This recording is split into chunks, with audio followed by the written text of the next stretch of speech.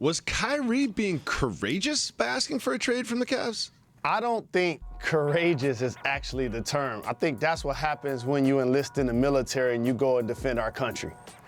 I think he handled it with fidelity, however. And here's what I mean. It's not something that he did through the media. It's not something that he was boisterous about. He went straight to the owner, eye to eye. He let him know his request. And then all of a sudden it got leaked to the public. He wasn't radical in any way, shape, or form. He's not sending out any tweets or any social media posts about not wanting to be a part of the team. He just let it be known that he doesn't want his future to be in the current situation that it is right now. You did bring up something interesting. You said leaks. And also what Mr. Griffin said was he went to the owner privately. There's all sorts of points in one direction. Do you see what direction I'm headed in with this?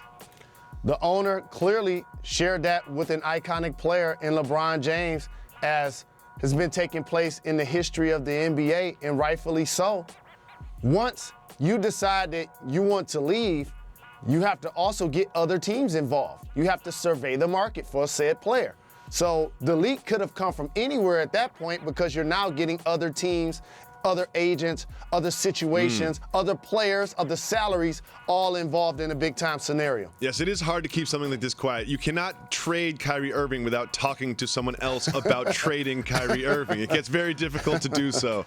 He also said that he believes that Kyrie will end up getting traded. I do not think it is in the Cavaliers' best interest to trade Kyrie Irving. Why do you think Mr. Griffin is so sure about Kyrie getting shipped out? Or sorry, I know you don't like that word, getting traded.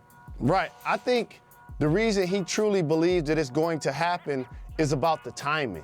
And when you put it out there at this point of the summer, heading into the season, as he also stated, it now becomes a scenario where all of the other guys know that you don't want to be there anymore. And when that does take place and LeBron James is in the final year of his contract, you put the franchise in a position to choose who you want to keep long term. And at this point, it has to be LeBron, considering that he's in the final year of his deal, and you want to try to do what you can to try to keep him in tow. Do you think when they trade Kyrie Irving, they will have that in mind? We're trying to make a move that will make LeBron want to stay here in Cleveland. Well, here's what you don't want if you're the Cleveland Cavaliers, a team that brought that city its first professional championship in over 50 years, has gone to 3 straight NBA finals.